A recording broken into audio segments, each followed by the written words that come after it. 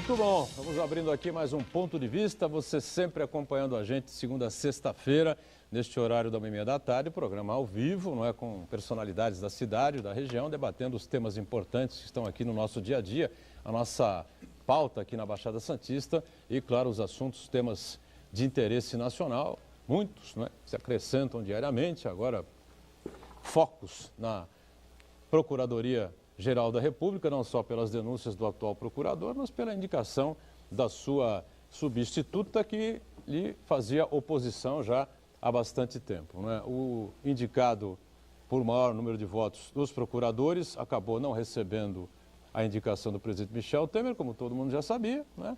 E fica agora os holofotes aí de toda a mídia voltado para a Raquel Dodge, né? Ainda não é a nova Procuradora-Geral da República, mas será em setembro, quando termina o mandato do atual Rodrigo Janot, né? E como ela tinha todas as carícias, amores e desejos da cúpula do PMDB, está todo mundo aí preocupado com o que ela poderá fazer em relação à Operação Lava Jato e essas denúncias contra o presidente que aí estão, que evidentemente ela vai ter que pilotar e administrar, né? Ou seja, vai para cima de quem o nomeou, de quem a indicou, né? A nomeou, a indicou, não, vai nomeá-la, vai indicá-la, vai canetá-la para o cargo de tal importância. Sabe Deus, né? O que vem por aí. Bom, meio ambiente, assunto importante aqui, discussões sobre a cidade, sobre a região. Hélio Lopes, engenheiro industrial, químico, não é? Consultor ambiental, ex-secretário de Guarujá, enfim, uma figura bastante conhecida, de muito respeito aqui na nossa cidade, na nossa região, está com a gente nesta edição do Ponto de Vista. Prazer recebê-lo, tudo bem, Hélio? Bem, prazer, boa tarde a todos. Eu falei que ia parar de perguntar essa coisa, está tudo bem, né? Mas com você está tudo bem, né? Tranquilo? Está tocando bem a bola, né? Esmeraldo Tarquim, está bem de saúde, tudo certo, né, Esmeraldo? De saúde, vamos indo. É uma satisfação estar aqui com o professor Hélio, uma referência técnica na área ambiental na nossa cidade, na nossa região. Uriel Vilas Boas está com a gente, recém-chegado de Praia Grande, onde acontecia lá, acho que ainda acontece, não sei se já está encerrado o evento, esse evento sobre a saúde regional, novos planos, novas possibilidades aqui de se dar um passo à frente nos eternos, né, problemas que a gente tem por aqui, né? Tudo bem, Uriel? Está bem de saúde também, né? Eu diria que tá tudo bem. De saúde a gente está mais ainda, porque acordei muito bem. Que bom, né? Com o resultado de um jogo que eu... Do Palmeiras? É. Você foi dormir 3-0 contra, acordou 3-3, né? 3-3. Ainda mais que o time que empatou é mineiro. E eu fico satisfeito de, mais uma vez, conversar com o Esmeraldinho, com o Hélio e meu companheiro jornalista Marcos Santana e você, Boturão. E um fato que eu considero importante é exatamente essa troca de informações sobre assuntos, como você mencionou. A indicação da procuradora, que vai atender interesse político, infelizmente, lamentavelmente, e completaria que não é apenas por parte do presidente da República. Quem vai praticamente decidir se ela é procuradora ou não é o Senado. É o Senado, é a sabatina, né? É a sabatina no Senado. Mas, de qualquer maneira, eu cumprimento os ouvintes, quem está nos assistindo. Agora, boa tarde e à noite, né, estejam também presentes para ver o programa. O Uriel lembrou bem, né? Eu tinha esquecido desse detalhe, será sabatinado pelo Senado da República, eu ficaria um pouco preocupado, viu? Porque você ter o Renan Calheiros junto com você, no seu barco, é sempre uma coisa meio duvidosa, perigosa. Mas pior ainda tê-lo contra você, né? E ele pulou do barco do governo e está batendo firme, aí eu não sei o que pode acontecer, de repente ele arma lá uma revolução no Senado e derruba a mulher, né? Não sei. Marcos Santana aí atento às coisas da cidade, da região, sempre observando aí as redes sociais, né, Santana? Bem de saúde também, tudo tranquilo, né? Bem de saúde, Edgar, mas em relação à procuradora, eu acho que no Senado o presidente Michel Temer e a nova procuradora não vão ter grandes problemas, porque, na verdade, o Legislativo brasileiro se tornou um mero homologador das decisões de Michel Temer. E a grande dúvida é qual que é o preço para a nação disso daí, né? Dos deputados e senadores votarem a favor de tudo que o Michel Temer busca aprovar. E o grande desafio da Raquel Dodge agora é preservar a sua biografia, porque até agora ela é uma procuradora muito respeitada entre seus pares, a sua atuação no combate à corrupção até o momento foi impecável, e agora o grande desafio é esse, chegar ao cargo máximo da sua carreira com o apoio do Michel Temer, que é uma pessoa que a gente sabe qual que é a reputação, né? Então, esse é o grande desafio dela. Vamos ver como é que ela vai se equilibrar nessa corda bamba. E eu quero cumprimentar você que nos acompanha ao vivo, convidar você a participar do programa, na sua pergunta, crítica, sugestão, pelo Facebook, Ponto de Vista com Edgar Boturão, ou e-mail, contato@pontodevista.tv.br. E você que nos acompanha na reprise, uma boa noite. Sempre lembrando, estamos ao vivo, programa 1h30 às 2h30 da tarde. Você está na reprise a partir das 8 da noite. A gente sempre lembra que uma série de assuntos podem ter ocorrido ao longo da tarde, né? Sempre é uma coisa muito perigosa. Bombas podem acontecer nesse período, já, inclusive o fatiamento das denúncias por parte do Rodrigo Janot contra Michel Temer, né? A gente não sabe o que vai acontecer. Quando uma estiver quase resolvida, é capaz de vir a outra, ou até no meio vem duas juntas, a gente não sabe o que vem por aí. E outros assuntos importantes, né? Ligados aí a Partido dos Trabalhadores, ao presidente Lula, enfim, né? Então, 6h30, já costumo dizer aqui, né? 6h30, 6:45, fica ligado porque tem coisa acontecendo e coisa sendo divulgada por aí, né? Hélio Lopes esteve ontem na Câmara de Santos participando de uma audiência pública e um tema que não tem assim uma divulgação muito grande, né? O pessoal não está acompanhando muito de perto, a tal da cava subaquática. Explica aí, o que é isso, hein? Então, a cava subaquática é uma tecnologia já, inclusive, ultrapassada, muito utilizada nos Estados Unidos, hoje em vários estados, inclusive americanos, proíbem esse tipo de... Proíbem? Proíbem. No Texas, faz o que bem entende. Tudo liberado. Tudo liberado. Porém, em outros estados, tem uma restrição maior ambiental. E a cava é uma, digamos assim, uma tecnologia já bem ultrapassada, não se encaixa entre a melhor prática de gestão e portanto, estranho de tudo isso é que a empresa VLI Ultraferto tenha colocado isso daí há questão mais ou menos de 11 anos atrás. Olha só como é que caminhou esse processo. Em 2005, teve, então, a audiência pública para a implantação do terminal, a expansão do terminal da VLI. Em relação a isso, nós, santistas, enfim, técnicos, não temos nenhuma restrição. O terminal da VLI é um terminal muito bem estruturado, logisticamente ele está numa posição privilegiada, os caminhões não entram na cidade de Santos, ele tem uma boa pera ferroviária, né? Tem todas as condições ali de sustentabilidade em relação ao terminal.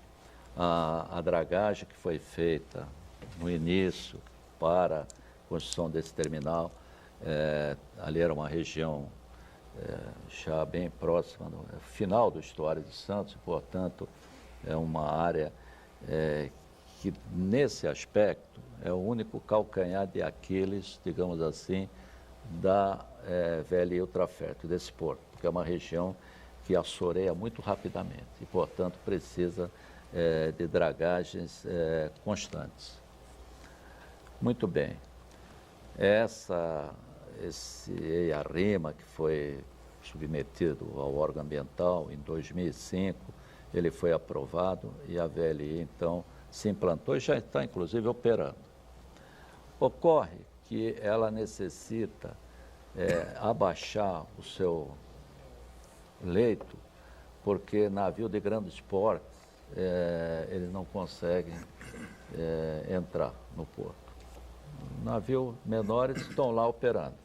Agora, se você quiser trazer de grandes tonelagens, aí já é mais complexo. Então, ela precisou dragar toda aquela área que vai desde da foz do Rio Casqueiro até a Cozipa. E é uma área que está com uma quantidade de poluentes muito grande. Por que isso? Ariel, acho que foi lá da Cozipa, sabe muito bem. 99% dos poluentes que estão ali, eles são de origem da Cozipa.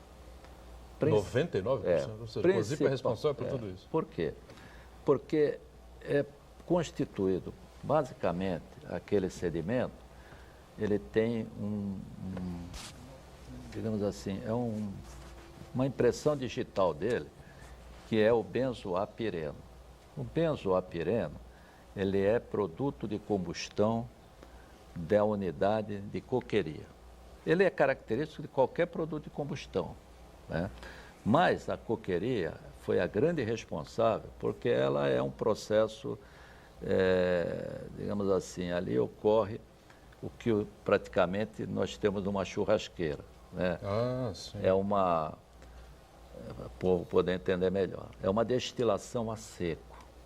O carvão, enfim, o coque é jogado lá dentro, ele fica sem ter chama direto, com chama indireta, ele vai ao rubro, incandescendo e liberando os poluentes. Isso evidentemente agride a saúde. Esses poluentes são vários, tem amônia, fenol, uma série, praticamente a tabela periódica toda ali. Esse poluente, ele vai para um sistema de lavagem e depois passa por um tratamento biológico. Mas ele arrasta um pouco de carvão coque ainda particulado, onde você tem o benzoapireno. Então, o fundo do estuário, naquela região, ele é como se fosse um mousse de chocolate de tanto carvão coque, partículas finas, adsorvidas ao benzoapireno. Quando você retira uma amostra, o odor que tem é o odor de creolina. Não sei se você se lembra da famosa creolina. Né? Sim. Nada mais era do que o creosoto, aquele odor característico, né? Muitas substâncias aromáticas, benzeno, tudo misturado.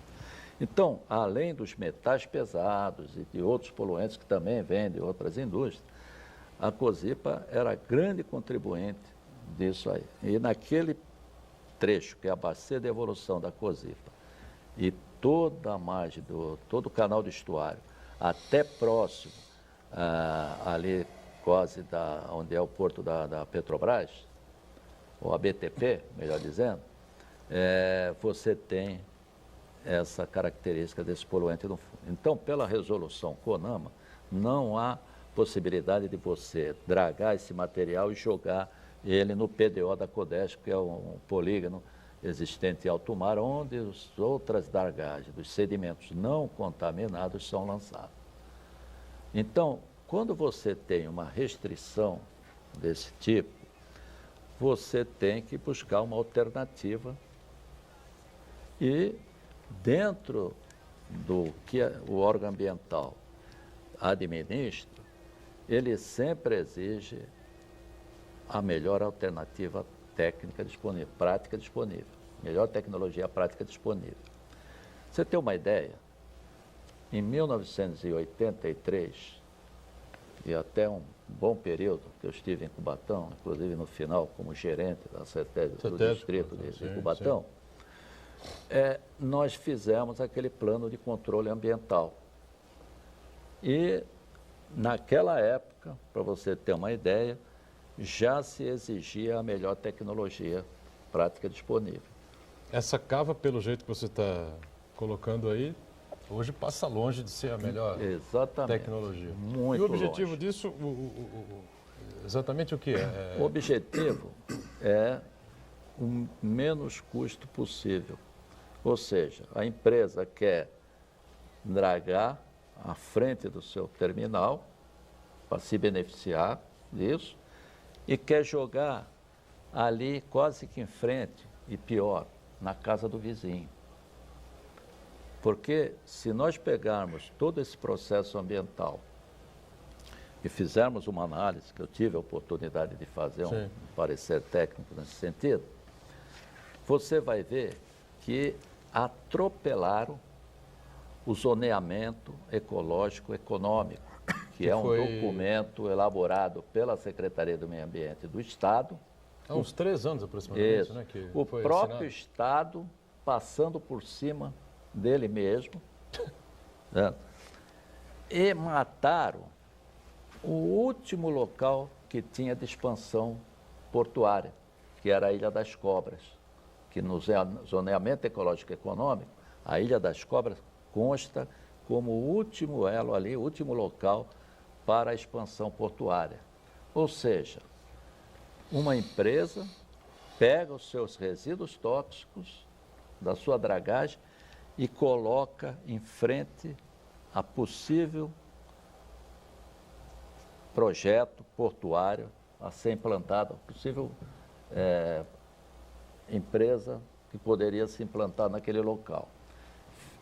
É como... Quem quer fazer, só para não perder o fio da meada, quem está querendo, quem está criando esse projeto e essa ideia da cava subaquática é a VLI e Ultrafert, VLI junto e com a Ultrafert. COSIPA. E a junto Usiminas. com a COSIPA, com a Usiminas. Usiminas hoje, né? Ela começou ainda no tempo da COSIPA e veio vendo tal, então é um período relativamente O Esmeralda está longo. levantando o dedinho ali, se lembra, me parece, dessa história, né? Então, eu me lembro, eu tô me recordando, eu não sei se é a mesma coisa, mas de qualquer forma também era uma situação absurda, eu tecnicamente não tinha condições de avaliar isso, e aí já aproveito e lanço uma lembrança para o Uriel, na sequência, que é a seguinte, uns 10, 12 anos atrás, a COSIPA tinha um projeto, eu não sei se é a mesma coisa, que era o de dragar, retirar o material contaminado, colocar dentro de bolsas... Shell bags. Shell bags. E enterrar ali.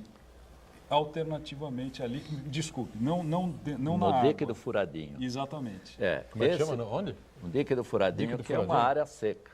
É uma área da... O Uriel conhece bem. Isso mais ou menos significa o quê, Hélio? Levantar o tapete e jogar a Olha, sujeira para baixo eu do até tapete? brinquei ontem duas coisas que nós fizemos. Primeiro, o que todo cidadão mal educado faz. É pegar o seu cachorrinho e levar para fazer as necessidades na casa do vizinho. E não levar o saquinho para Para recolher. não levar o saquinho, enfim, né? Isso é o que está sendo feito. Ou seja, eu pego o meu resíduo aqui e levo na frente da casa do vizinho e coloco, desrespeitando o zoneamento ecológico e econômico. Hélio, mas parece que é mais grave que o vizinho está fazendo isso com a anuência dos órgãos que Exato, eu deveria vou chegar lá. fiscalizar e coibir Esse isso. é o X, o ponto central, você coloca bem, da questão. CETESB, Então, no caso, é isso? A CETESB não compareceu na audiência pública, nem a CODESP, talvez em função disso que você acabou de colocar aí. Como é que uma empresa de controle de poluição, e quando eu falo controle de poluição, a CETESB é uma empresa de controle de poluição, por quê? Porque não existe filtro, equipamento de controle que dê 100% de eficiência. Portanto, por mais que ela controle, sempre tem resta um pouco de poluente. Senão ela seria uma companhia de supressão da poluição. Ela não consegue suprimir, mas ela consegue controlar dentro de valores aceitáveis que a tecnologia permite. Então, por exemplo, um filtro, um lavador de gases Venturi, um filtro de tecido, um precipitador eletrostático, que são equipamentos de melhor tecnologia prática disponível, eles dão 99,99% de eficiência. Mas tem um 0,1 ali que acaba saindo. Então, ninguém consegue controlar 100%. Mas são valores que atendem aos padrões, às vezes, de emissão. Então, voltando a essa tecnologia, que é a cava subaquática, elencando as outras tecnologias, ela está lá no início, no fim, aliás, de todo esse processo. Você tem, olhando em termos de disposição, o que o Tarquínio acabou de colocar, que é a disposição, chama-se de UDC, Unidade de Disposição Confinada, que você faz isso em terra, fazendo o quê? Ou em geobags, que são aquelas bolsas de polietileno de alta densidade, onde se coloca dentro, né, e vai se perdendo a água até que você tenha uma massa seca. E essa água vai sendo tratada para ser lançada, né?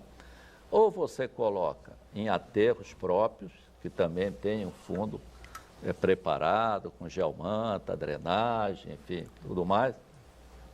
Há um monitoramento constante, porque isso pode ter uma fissura, vazar o poluente.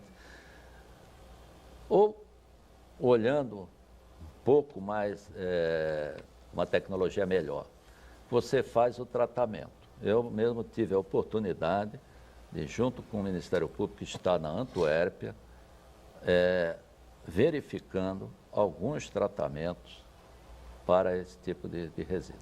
Por exemplo, na Antuérpia, eles dragam, pegam esse material, passam através de um sistema de lavagem de solo, aonde esse poluente ele está agregado ao sedimento. Então, eles desagregam ele do sedimento e aí você reduz o volume de forma significativa, pega esse contaminante que você tirou, põe no aterro e aquela terra, ou aquele solo, ou aquele sedimento descontaminado, ele é utilizado em terraplanagem, enfim, o que for. Tanto que o slogan da firma é assim, produzindo terra para o futuro. Esse é o slogan da empresa lá. Quer dizer, existem várias tecnologias, e aí volto mais uma vez que o colega lá na ponta falou, que é como é que um órgão ambiental, que em 1983 exigia a melhor tecnologia prática disponível, aceita uma coisa desse tipo, e pior, dentro do estuário de Santos, uma área de mangue, onde é o berço da civilização, onde os peixes vão para lá para desovar, onde os peixes ali que se procriam naquele mangue. Quer dizer, é inadmissível uma coisa dessa. O único beneficiado aí foi a empresa, que não quer gastar nada e foi jogar isso lá. Vamos para o intervalo, voltamos já com outros temas importantes, a sequência aqui dessa discussão sobre os temas ligados à área ambiental aqui na nossa cidade, na nossa região, né? Já já.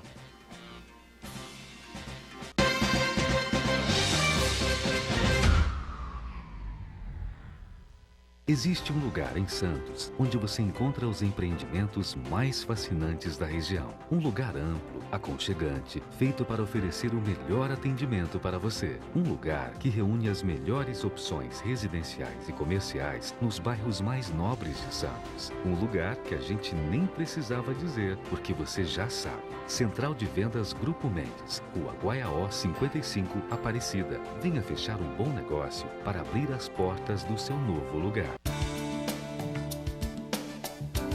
Oi, eu sou Cláudia Matarazzo e vou te dar uma dica boa numa entrevista de emprego. Não coloque nada em cima da mesa do seu entrevistador ou entrevistadora. Uma mochila ou uma bolsa maior, copo de água, garrafa d'água, nada disso. Tudo isso acaba criando uma barreira física entre você e ele e atrapalha a comunicação.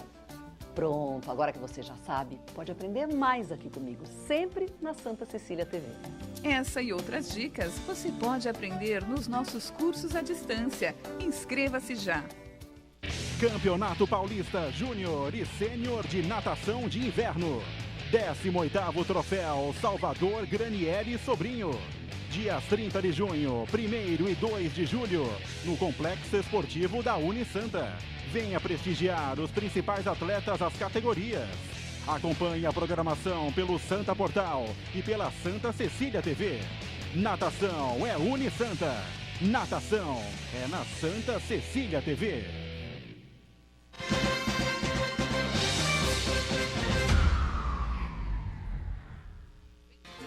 Muito bem, sequência aqui do nosso ponto de vista, professor Hélio Lopes aqui com a gente, engenheiro da área industrial e consultor ambiental também aqui, ao lado do Esmeraldo, ao lado do nosso Uriel Vilas Boas, o Santana também com a gente. O Uriel estava querendo entrar nessa discussão, né? Eu acho uma situação curiosa, um paradoxo.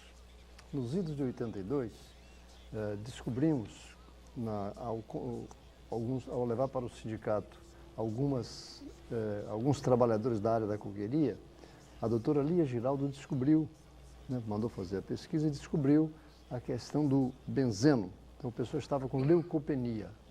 Centenas de trabalhadores. Ali serviu de base para que o sindicato tomasse algumas atitudes nesse campo muito difícil, mas que a gente conseguiu diminuir o impacto do benzeno conosco. Hoje está se discutindo isso que o Hélio acabou de mencionar, mas numa empresa que não produz mais o coque.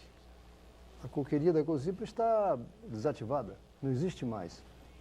Mas preocupa a forma como está sendo feito esse encaminhamento, sem que a comunidade como um todo tome providências. E há um detalhe que chama a atenção também. Nós temos siderurgia no mundo todo. Qual é a atitude que é tomada pelas siderúrgicas que utilizam o mesmo método, que é o minério, que é o carvão, o mesmo método? O que acontece nesses outros países? Por que não serve de exemplo para a gente? E mais ainda, tem que ser atitude com certo radicalismo, porque se isso não acontecer, vai se empurrar o problema e, a meu modo de ver, já deve existir pesquisa internacional a respeito desse assunto, que precisa ser enfrentado, porque, na verdade, nós moramos numa região onde você mencionou peixes, por exemplo.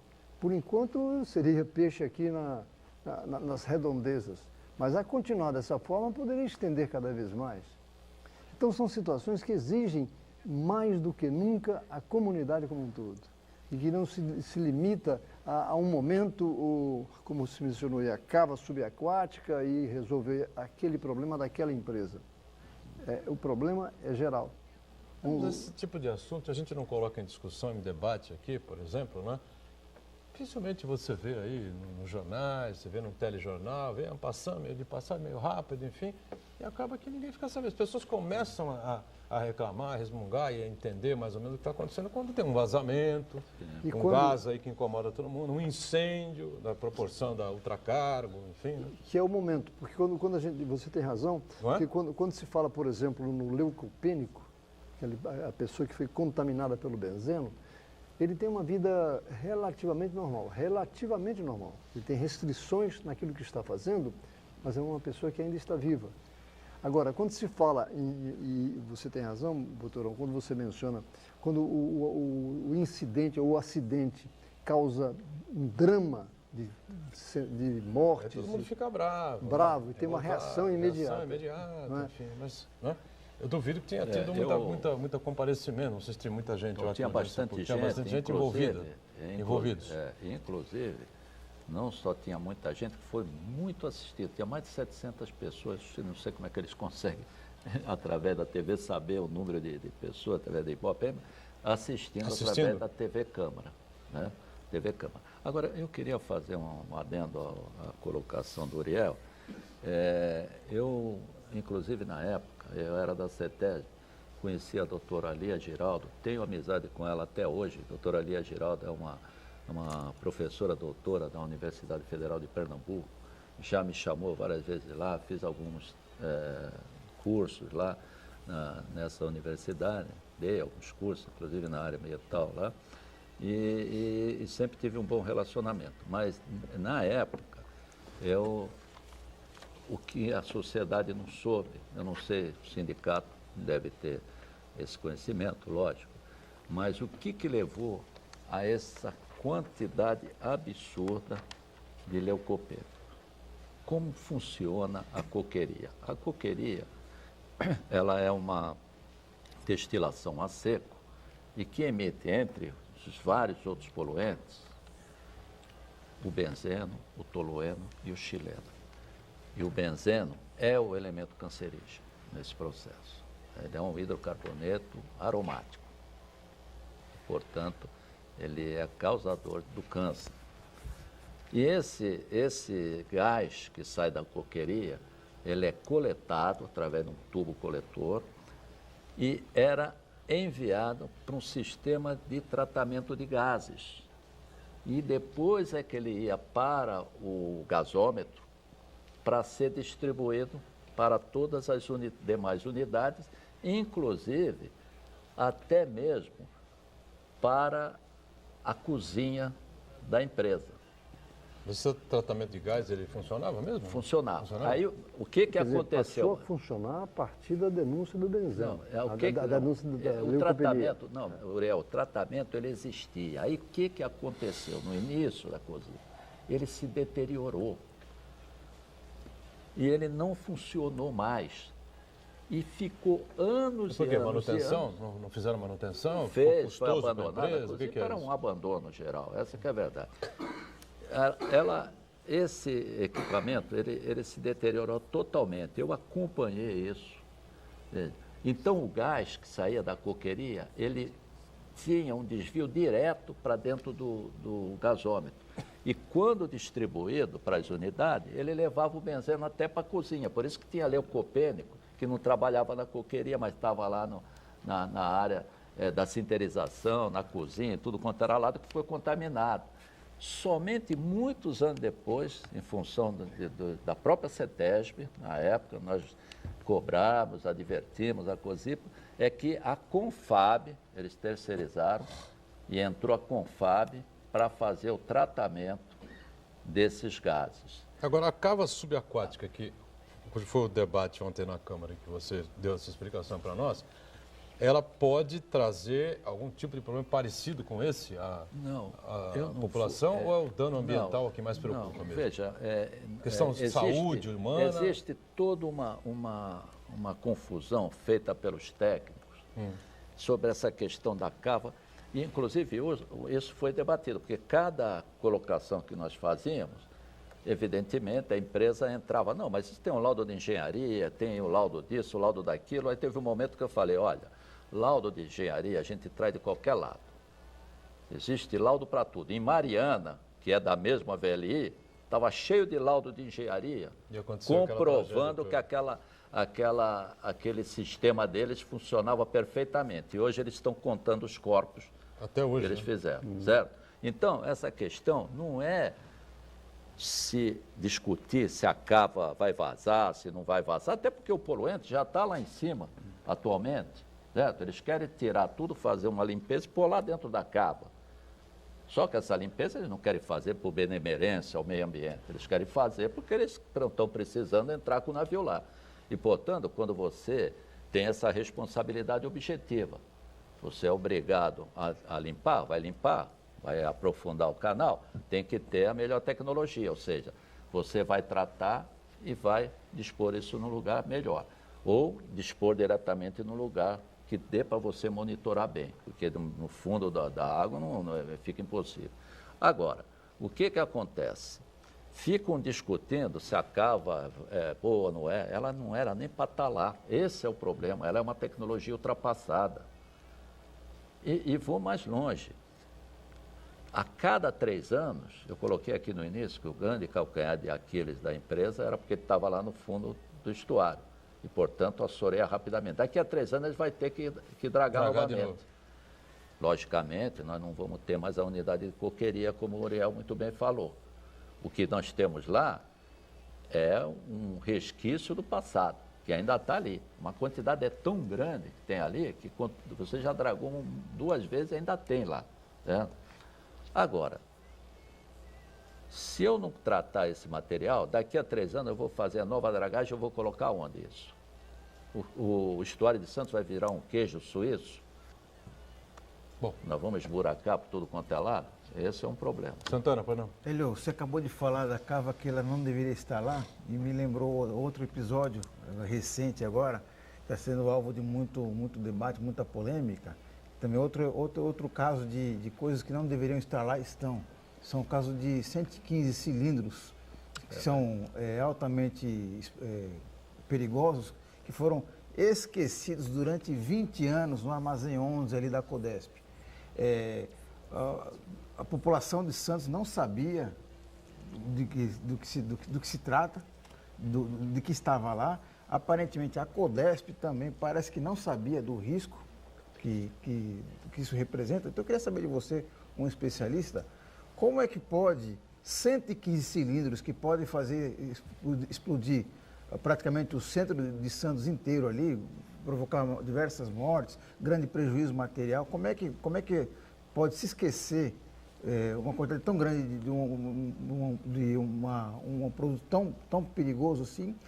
A quem caberia a fiscalização disso daí? E também se isso daí não pode indicar que outros casos semelhantes estejam acontecendo nesse momento no Porto de Santos ou em outros terminais industriais de Santos, do Cubatão, e a população e as autoridades não sabem. Olha, foi muito bem tocado isso, porque é um problema que surgiu agora recentemente, né? Desculpa, só para complementar essa minha colocação, a Codesp fez um contrato emergencial, que agora que descobriram que esses cilindros estão lá, fez um contrato emergencial para retirar, para dar um destino, e sabe qual é o valor do contrato? R$615 mil. Esse destino não era lá na base aérea? Eu vou eliminar os gases da base aérea? Fazer um resumo histórico para que a gente consiga entender melhor. Me permite, só um complemento ao que vocês estão falando. Isso é uma coisa que, quando eu trabalhava na Codesp, eu sempre entendia dessa maneira. Até a lei dos portos de 93, não essa atual aqui, a lei dos portos de 93, a Codesp era operadora e administradora portuária. A partir da lei de 93, a Codesp passou a ser administradora e autoridade portuária. Eu já comentei isso em outros programas aqui, que ninguém questiona a autoridade da Marinha, ninguém questiona a autoridade da Alfândega, ninguém questiona a autoridade da Anvisa, ninguém questiona. Da Codesp, as pessoas passam por cima disso. Então, a Codesp tem fiscalização de meio ambiente, a Codesp tem fiscalização de operação, portanto, me parece que ela, mesmo que a Codesp não tivesse a obrigação de fazer a fiscalização, mas tem, porque tem gente para isso, tem estrutura teórica para isso, ela, na condição de autoridade portuária, deveria chamar para si a responsabilidade de fazer essa supervisão, se não a fiscalização, mas tem que fazer, se não a fiscalização, tem que fazer a supervisão. É apenas um complemento a essa informação. O CAIS é uma coisa muito complexa. Tudo no CAIS é difícil de explicar. Tá? E até o controle da poluição do CAIS é muito mais complexo do que, às vezes, uma indústria. Por quê? Porque você tem um operador do chip loader que não é funcionário do terminal, ele é do OG, enfim, é uma coisa meio complexa, né? Bom, voltando à questão do cilindro. Esse cilindro, eles foram apreendidos pela Receita Federal há mais de 20 anos atrás.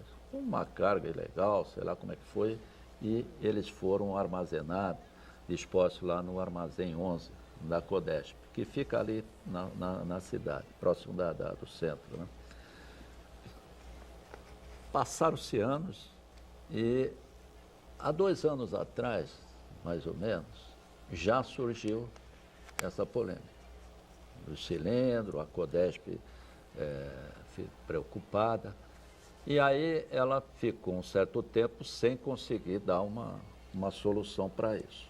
Quando foi agora, como você bem colocou, surge isso como uma coisa que poderia destruir Santos.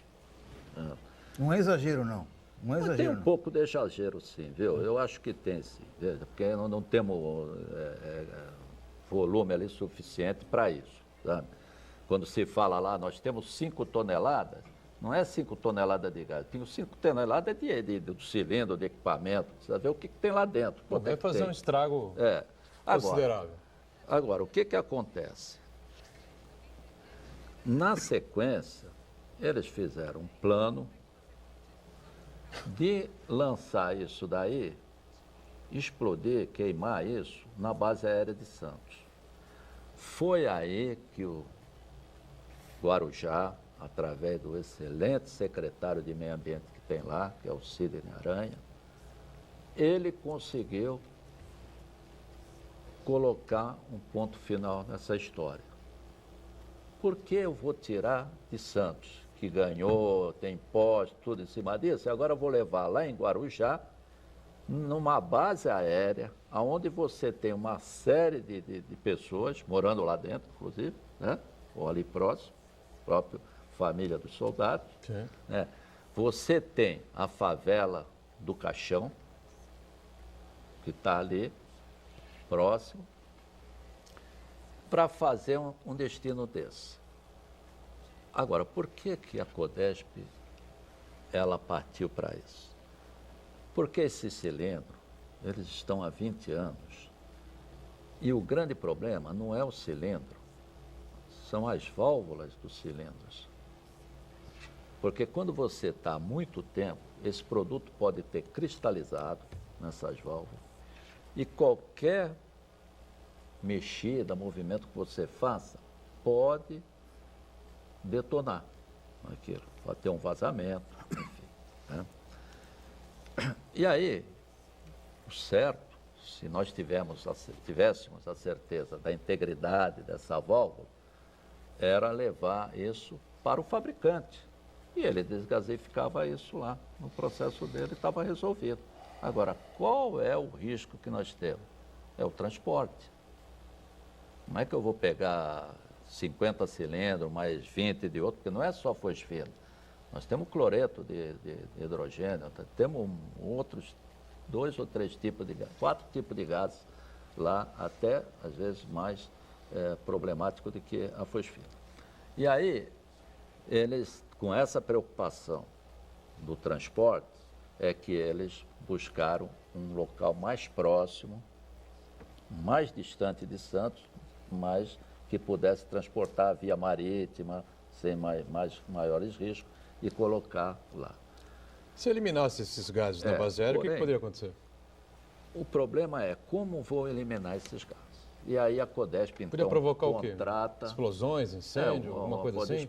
Explosões e vazamento de gases, envenenamento das pessoas, de poluentes na atmosfera, e a dispersão disso num raio. A gente tem que fazer uma modelagem matemática para fazer isso, né? Saber até onde vai isso. Mas o problema é que eles contrataram, então, uma firma para fazer isso. E eu, inclusive, fui chamada pelo Ministério Público de Guarujá para uma reunião, onde estava lá o promotor, doutor Ismael, junto com o secretário de Meio Ambiente do Guarujá, Sidney Aranha, mais o pessoal da Codesp, a CETESB, que é o Departamento de Risco de Emergência da CETESB, e esse consultor que eles contrataram dessa firma, ele apresentou algumas soluções. Por exemplo, eu vou colocar um flare. O que é um flare? Um flare é uma chaminé lá, enfim, nós estamos acostumados a ver lá na refinaria aquelas tochas pegando fogo lá a 100, 120 metros de altura. Aqui ele ia fazer mais ou menos com 15 metros de altura para poder desgaseificar isso e jogar num flare. Ocorre que eu coloquei E aí ia ficar um fogo lá em cima, como a gente está acostumado a ver tem aqui, uma chama piloto e a hora que você desgaseifica, se o produto é inflamável, ele pegaria fogo lá. Ninguém entendeu nada. Ocorre que o flare é um equipamento de baixa... Ele nem é equipamento de controle de poluição. Ele é um equipamento de segurança. Né? Ele não se enquadra, inclusive não tem literatura dele como equipamento de controle de poluição. Ele não tem os chamados que a gente chama de 3T, T's, que é temperatura, tempo de residência e turbulência, para poder dar essa queima completa. Né? Então, eu ponderei sobre isso, que do ponto de vista ambiental, sairia poluente sem queimar. Ou seja, ia causar uma poluição tremenda ali na região. Sair poluente sem queimar. Na minha opinião, a melhor alternativa seria a absorção. Ou seja, abrir ele e passar através de uma torre de absorção, onde você, dependendo do produto, você absorve aquele gás. E aí, uma vez absorvido, você pode levar ele para uma queima confinada, ou no incinerador, enfim, no plasma, ou até fazer um tratamento, uma reação química para eliminar aquilo lá. Esse é mais trabalhoso, talvez mais custoso, mas na minha opinião, a melhor solução. Agora, a pessoa que está manipulando aquele material, próprio consultor, ele tem os funcionários, ele tem uma responsabilidade sobre os funcionários dele. Como é que numa manipulação desse pode ocorrer um acidente, né? Então, tudo isso foi ponderado e foi colocado para que a CODESP apresentasse um plano, porque até agora não existe no papel exatamente um plano. Ou seja, os cilindros continuam lá, tal, mas não se coloca no papel, porque isso tem que colocar no papel, tem que ter a RT, uma anotação de responsabilidade técnica do engenheiro responsável por isso, e tem que passar aí pela análise dos órgãos ambientais, que no caso é a CETESB. E até agora nada? Não, eles tem um prazo para apresentar, então eles ficaram de apresentar isso para que seja analisado. Qual é o risco de uma explosão iminente? De uma hora para outra? Corre. Tanto que os cilindros, eles estão querendo, em alguns cilindros, levar para uma pedreira, onde tem uma depressão grande, colocar lá e se ele explodir não ter problema de consequências.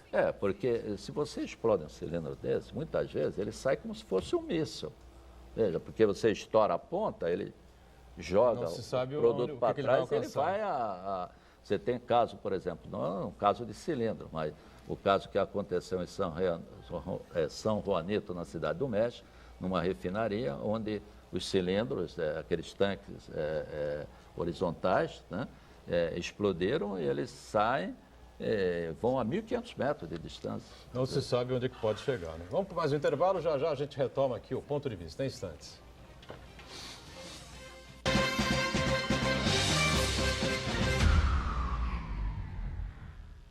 Existe um lugar em Santos onde você encontra os empreendimentos mais fascinantes da região. Um lugar amplo, aconchegante, feito para oferecer o melhor atendimento para você. Um lugar que reúne as melhores opções residenciais e comerciais nos bairros mais nobres de Santos. Um lugar que a gente nem precisava dizer, porque você já sabe. Central de Vendas Grupo Mendes, Rua Guaiaó 55, Aparecida. Venha fechar um bom negócio para abrir as portas do seu novo lugar. Olá, meu amigo Roberto de Ogum, parabéns, sucesso na sua estreia no dia 1/7 na Santa Cecília TV. Você é um cara muito legal, super sério, competente, sou seu grande admirador, seu amigo, fique com Deus, saúde sempre, principalmente, né, meu amigo? E sucesso, muito sucesso, tá bom? Fica com Deus, estarei aqui te prestigiando. Um beijão no coração do seu amigo João Kleber. Tchau, tchau. Programa O Guru com Robério de Ogum. Entrevistas, curiosidades, eventos, personalidades. Estreia dia 1º de julho na Santa Cecília TV. A maior programação regional da sua TV. Agora, o desafio da Briosa é maior. Copa Paulista de Futebol Profissional 2017. A Portuguesa Santista vai enfrentar a Portuguesa da Capital, São Caetano, Taubaté, Água Santa, Santos B, Juventus e Nacional. O campeão vai direto para a Copa do Brasil, que dá vaga na Taça Libertadores para o vencedor. Acompanhe na Santa Cecília TV os jogos da Portuguesa Santista, com transmissão exclusiva. Briosa na Copa Paulista de Futebol Profissional 2017 é na Santa Cecília TV. A maior programação regional da sua TV. Apoio Nita Alimentos. Leve momentos deliciosos para a sua casa.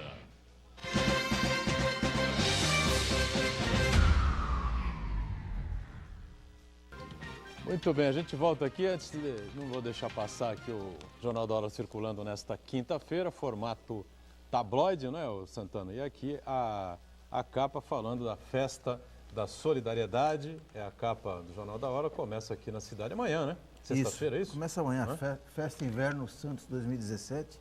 E, na minha concepção, mais do que oferecer uma atração para os moradores, né? com shows, apresentações musicais, opções de gastronomia, brinquedos para as crianças, mais do que isso, eu acho que dá uma visibilidade para as entidades que participam ali, oferecendo, explorando as lanchonetes e os restaurantes porque dá a oportunidade da população conhecer o trabalho dessas entidades assistenciais, que desenvolvem um trabalho muito importante, para que elas consigam sobreviver ao longo do ano com as doações da população. Então, é importante que a população compareça, prestigie o evento e conheça as atividades dessas entidades. Muito bem. Olha, ontem o secretário Fábio Ferraz participou com a gente aqui, secretário de Saúde. O Uriel encontrou com ele hoje lá em Praia Grande, né, no evento que fala sobre a saúde aqui da região, enfim, né? E eu passei a ele uma situação difícil, né, porque vivia uma pessoa diretamente ligada a uma moça que faz serviços lá em casa, enfim, né? E a pessoa teve um problema de saúde sério, eu não sei identificar agora. Falou-se AVC, depois falou-se infarto, ou vice-versa, né? E eu recebi a informação, era por volta de meio-dia e pouco, né? Vinha para a TV e tal, e não tive como providenciar nada nesse período. O secretário chegou aqui, eu pedi ao Fábio, né, depois do programa, ele entrou em contato com o secretário rapidamente, né? Até agradecer muito, vou agradecer de público a atenção do Fábio Ferraz, que é uma pessoa diferenciada realmente, um cara competente, sério, correto, busca fazer o melhor trabalho aqui na Secretaria de Saúde de Santos, né? E até um trabalho regional também, uma cabeça boa, um gestor público que realmente sabe o que está fazendo, né? E entrou em contato com o secretário de Saúde de Bertioga e a informação é que a pessoa havia falecido. E realmente foi o que aconteceu, né? Veio a óbito. Mas é uma situação muito complicada, porque havia um pedido, uma solicitação de espaço na UTI, de vaga na UTI cardiológica ou cardíaca, né? Aqui da Santa Casa de Santos. Eu não sei exatamente o que aconteceu, porque não foi transferido, não pôde ser transferido, não enviaram uma UTI móvel, não tinha UTI móvel, enfim. Mas eu, sinceramente, eu vou descobrir esse caso a fundo, é fácil, né? A pessoa trabalha lá em casa, enfim, vai me dar todas as informações. E eu, sinceramente, eu espero que não tenha acontecido nada de errado aqui na Santa Casa, tá certo? Porque se teve alguma coisa de errado aqui na Santa Casa, bicho, se segura malandro que o pau vai cantar, viu? Uriel Vilas Boas, pois não? Bem, eu estive da parte da manhã, lá na Praia Grande, onde nós encaminhamos ao prefeito Mourão, que hoje é o presidente do Condesb, um documento onde fazemos propostas de 7 sindicatos, estamos fazendo propostas sobre a questão Usiminas. E eu queria juntar, diante dessa explanação tão, assim, uma forma tão prática da explanação do Hélio, efetivamente nós precisamos não apenas tomar conhecimento do problema. O que eu vi hoje na Praia Grande é a reunião de prefeitos, vereadores e secretários da área de saúde, onde estarão discutindo planos de saúde, uma atenção à saúde regional. Ou seja, nós temos que pensar sempre no coletivo. E eu colocaria, como o tempo nosso está um pouco escasso, a necessidade da gente fazer envolvimento de alguns setores que precisam trabalhar nessa área. Eu citaria o setor universitário, seria um deles, com 2 razões. É a pesquisa. Então, a universidade pesquisa e cria o trabalhador que vai lidar nessa área, estimulando a comunidade a avaliar os problemas pelos quais está passando. Vamos levantar esse problema também lá na AGEM, porque nós vamos debater o problema Usiminas e eu vou colocar também esse ponto para ser avaliado, esses pontos que nós discutimos aqui agora, que é a questão do meio ambiente.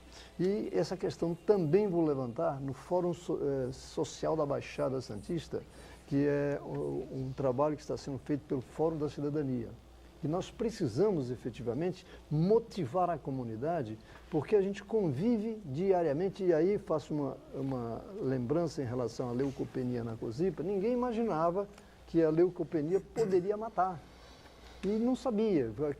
A doutora Lia fez a pesquisa, encontrou o problema, aquilo criou um alarde tremendo. Então, o que nós precisamos efetivamente é pesquisa, fazer com que... E a gente menciona novamente esse fato. Quando se fala na questão da siderurgia ou dos portos, isso é mundial. Então, precisamos de seriedade aqui também, né? E esse é outro detalhe. Porque... Então, se a gente levar a área estudantil, através das universidades, a discutir esse problema, algumas entidades de organização ambiental a participar também, isso vai favorecer muito. A gente já discutiu aqui inúmeras vezes. Então precisa de um pingo de seriedade, né, e de honestidade, o que acontece aqui na Baixada Santista, no litoral. Porque você anda pelo estado de São Paulo inteiro, Santana, Esmeralda, são testemunhas disso. Você vê aeroportos, você vê helipontos, você vê pontes, viadutos, túneis. Tudo se faz, principalmente, especialmente nas cidades de porte um pouco mais elevado, né?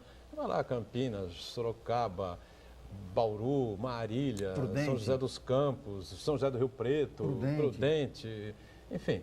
É um desenvolvimento fantástico que acontece no estado de São Paulo.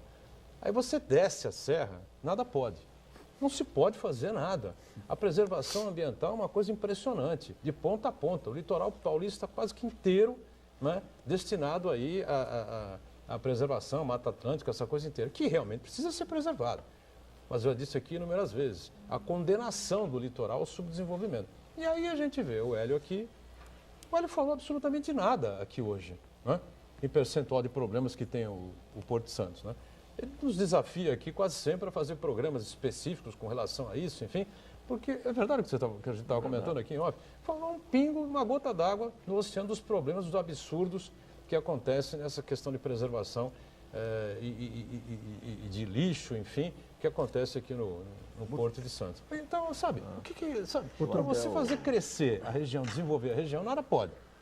Você não pode, mas, por outro lado, protegem, não é, essa gente que, claro, traz geração de emprego, movimenta a economia, pagam impostos e tal, mas geram um déficit ambiental, problemas à saúde humana, que são coisas assim inimagináveis. E você está mencionando um fato que a gente não pode esquecer. Aqui é considerada uma região turística. Eu já passei essa experiência com a minha família, convidando para vir à nossa região, levantaram problemas. Olha, não dá para ir aí porque o problema da segurança. Depois mencionaram a questão das enchentes. Então, a gente nota, isso tem uma repercussão negativa. Por isso que quando eu falo que é necessário envolver os mais diferentes segmentos, é porque tem interesse econômico também, interesse da saúde também. E, sobretudo, quando você leva o universitário ou a universidade a ocupar o espaço da pesquisa, do trabalho, do empenho e do estímulo a que a gente enfrenta o problema. Quando ocorrem esses acidentes, a universidade, não sei se vocês sabem, ela tem um dos cursos, primeiro curso, os mais antigos desse país, de engenharia de segurança, 42 anos. Quem é? A Unisanta. Unisanta. Eu coordeno, inclusive, esse curso de engenharia de segurança. E os meios de comunicações, eles... até de São Paulo, de outros, sempre que ocorre um acidente, eles recorrem aqui, à Unisanta.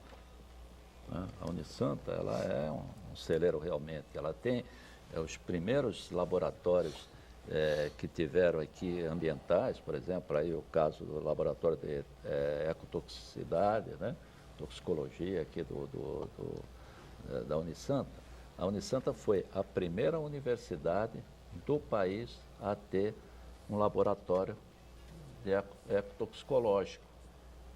A CETESB trouxe isso daí para o estado de São Paulo, e a primeira universidade que se interessou foi na CETESB, trouxe a tecnologia para cá, foi a Unisanta.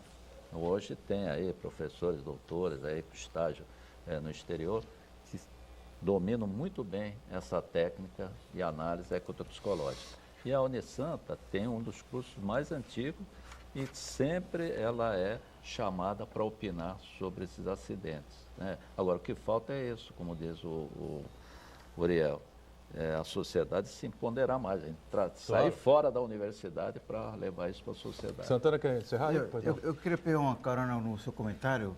A Baixada Santista, a gente encontra um paradoxo, que ao mesmo tempo de que os órgãos ambientais são intransigentes de algumas maneiras, em alguns casos, para fiscalizar, também são omissos na fiscalização, né? Um exemplo muito claro são os acidentes no Porto, na área industrial de Santos, tivemos o acidente da Ultracargo, o vazamento lá na Local Free em Guarujá, quer dizer, ao mesmo tempo de que